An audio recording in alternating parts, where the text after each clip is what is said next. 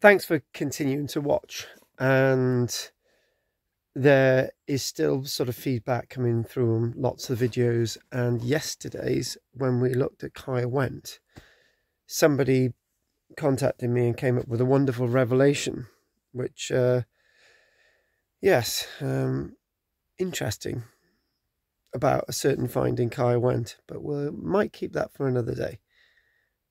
So there's a story I wanted to tell you now that I've not told in full ever. And when I mean ever, and sort of, this happened in the year 1998. That's the year. I probably talked about it back then, but the actual full story, since then, I blocked it out of my mind. But here's a time for truths. It has it that it's, I think, 1996. I went to Margam, and there was, I think, the site, there was a site ranger there, right? And obviously the manager, whose name I can't remember, I blocked that out. And the ranger there was a chap by the name of Steve George, who I don't really talk to if I ever bump into him in Langford Major. It's a guy that is, you know, two faces. He talks to you in one vein and then he actually means another, one of those types of people. A chap by the name of Steve George. There's lots of Steve Georges around, but if he ever watches this, just don't like you, mate. You've got two faces. And basically, it's about Margam Park. And I was asked by Steve George to find a Roman road. Now, 1996 is the year that I come out with a book called Romans in the Vale of Glamorgan, my first book, my first published proper book, ISBN number, published book. It's not a bespoke thing. We had, like, I think about 600 printed, and they went pretty well. I think back then it was $6.99. Anyway, he knew I knew I'd come out with this book, and he said about this Roman road at Margam. You got main house and you got the A48. So if you look over from the main house over towards the A48, and it's sort of, there's another keeper's lodge off the A48, and then there's the big wall, and running parallel to the big wall is actually where he believed the Roman road was. Well, good call, because, you know, Roman road alignments are usually, if they ever existed in most places, or trackways from pre-Roman times adopted in a Roman period, that type of time, would be running sort of maybe parallel or under existing roads. It makes sense. Now, what type of Roman road he had in mind was probably the Roman road that I sort of had in mind back then. So obviously my thoughts completely changed now. This is 1996. So I thought it was like a Roman road with a camber in the middle, sort of raised, with two ditches either side and a bank to take the drainage, and sort of sand, gravel, and basically a stone surface. That's what he thought. That's what I thought. And that's what sort of people thought. Anyway, it came around, and the year is now 1997. So it gets to the summer, and we've got a local archaeology class in Lallaston Inn. And we get a group of people together, really badly equipped we are, But, you know, the thought's there, and we plan an archaeological excavation. So Steve George says, oh, the road's over there. So we started excavating. And what we did, we cut all the turfs in a sort of, in a organised manner. We cut the turfs. It was a nice sort of wide trench. Length was good. I think it was something in the region of not 5 meters long. Probably about 4 meters long, about sort of 2 meters wide, to sort of try and examine this sort of supposed road surface. Yeah, I'll say supposed. I don't think it ever existed there at all, but for some reason Steve wanted us to excavate there. He was, I think he was basically full of it, but he reckoned it was there. Apparently he'd done research and so on. You know, what we should have done is had a little metal rod and just poking the road along the distance. So this is well before I had any qualifications to do with archaeology, which didn't come until about 8 years later with Leicester University with my postgraduate diploma. But I did have an A-level in archaeology, and I had excavated with the Glamorgan-gwent Archaeological Trust. I'd excavated with Howard Thomas. I had done lots of other work anyway, and lots of things I've either forgotten or whatever. And anyway, and I think in late 1997 I'd done my first archaeological watching brief, which really went well. It was in a place called it was in Monmouth anyway. Anyway, I'm muttering. Anyway, get back to this. We were all organised. As I said, we cut the turf, so it was good. The turf stack looked really good. The edges of the excavation looked really good. So we went down. I think we didn't go down massively deep, and I think I'd put something in a local newspaper saying, you know, people come along and help volunteer. Anyway, we left everything there, and the manager gave us a little sort of room that we could like use as an office. It had actually been the old leafleting office, so that was good. So anyway, that was all really good, and the vibes were okay, and we did some surveying work. It was sort of a long day, sort of trial and error, lots of things going on. Anyway, we said to Steve, he said, oh, you found anything? No, we haven't, not yet. So he organised to come the following weekend, right? And I turned up, and there was a group of people who were meant to be on the excavation that day. And they said, oh, we're leaving. And this is the following weekend because we're told that the excavation's cancelled, and you can't continue. So I said, oh, you know, hang around a bit. Anyway, I went in the building, and Steve met us at the door. He said, you can't come in the building. And I thought, oh, right, why? He said, you can't collect any of your stuff either.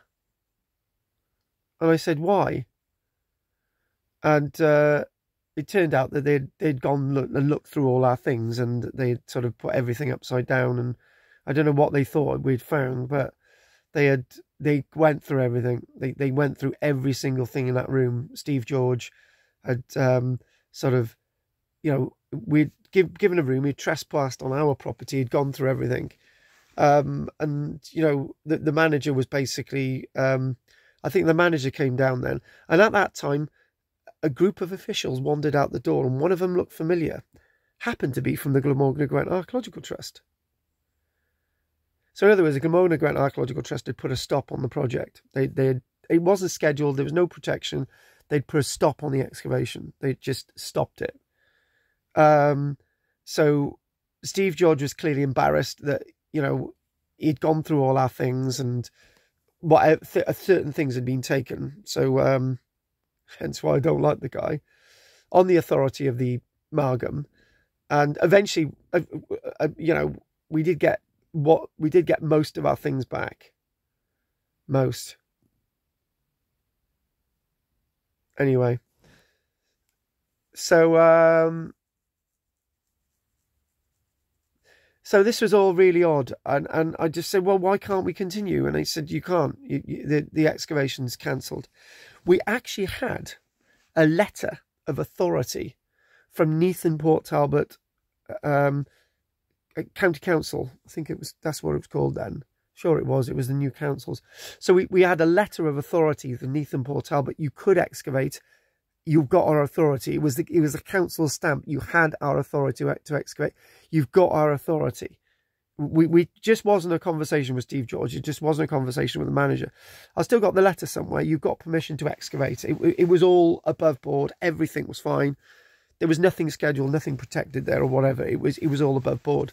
But that day really left a bad feeling. So if you go to Margam House, there's a little door into the sort of, and there was a little ticket office on the right type thing. And there's the little door, you go into sort of the house there and whatever. And there's the manager's office on the right, or it was back then. And we weren't even allowed in. It was absolutely quite shocking. It was unbelievably quite shocking. You know, even when I went to publish something on this, I wasn't allowed to in Council of British Archaeology Wales. Years later, even when I'm a member of the IFA and I've got my postgraduate diploma, I'm not even allowed to publish anything on it, which is a bit weird. So I think a couple of weeks go by now, and I contact the authority and I say, look, I want our things back. You know, I want an answer. I want to know what's going on. At that time as well, there was a councillor friend of mine called Keith Davis, who had actually been parliamentary candidate for the Vale of Glamorgan years earlier. Keith Davis, he was, there was 3 still SDP members or whatever on the council. So I said, look, you know, we want to continue with the excavation. Why can't we? And he said, yeah, I'm for you. You know, I want you to continue with the excavation. He's a county councillor. So there were lots of emails back and forth, and I said, I want our things back. Anyway, Steve was really sort of, I said, I want to go back out to site to Steve. So he stood there supervising us. I want to see if there's any equipment left on site. So he was there supervising us, right? Also, at that stage, I used to keep my OCD quite hidden, but obviously because this was a really stressful situation, my OCD, and I was looking around. And he said to my wife at the time, he said, oh, how do you put up with this guy, right? Why don't you leave him? This is Steve George now.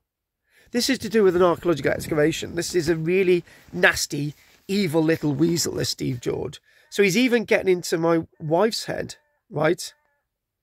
Saying to her, oh, and she's carrying our baby at that time. And he's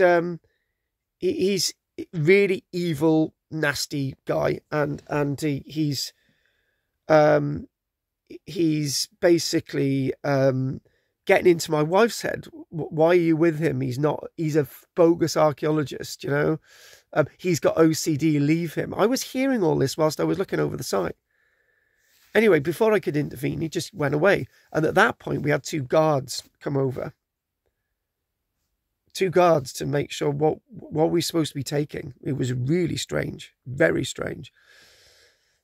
Anyway, we walked back over to the house, which was quite some distance. And we walked back over.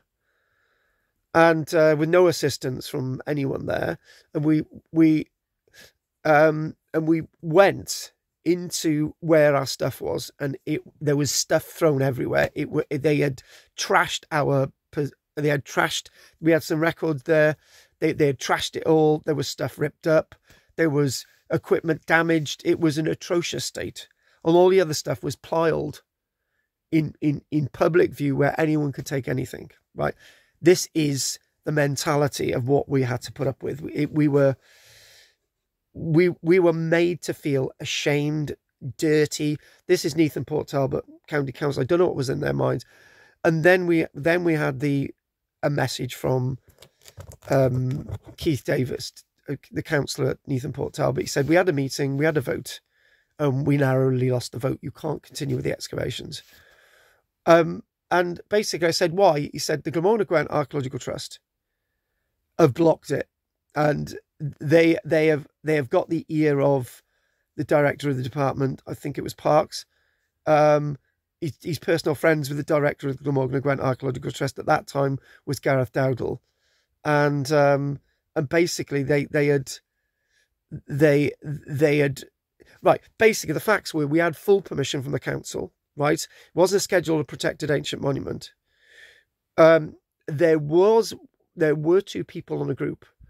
There was a qualified historian, and I think somebody else had done archaeological qualifications. And you know, I had years of experience, and this is what happened. It's all because of the Glamorgan-gwent Archaeological Trust. Up until that point, you know, the manager, the manager was really wanted us to excavate everywhere, right? Unfortunately, that wasn't to be. So, 1 second, I've got to get the phone.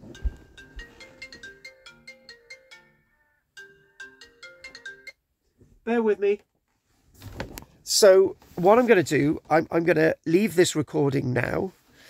And yeah, that's basically everything. So we had permission to excavate. There was a meeting and all the rest of it. And then basically the excavation was completely stopped by these people. And why? You know, we didn't find anything. There was nothing there. There was actually no road surface. So shenanigans, evils in archaeology. I think that's enough for today. Thank you very much. Don't forget to like and subscribe and share these videos to get the news out there. How corrupt and twisted archaeology is. More tomorrow. Bye.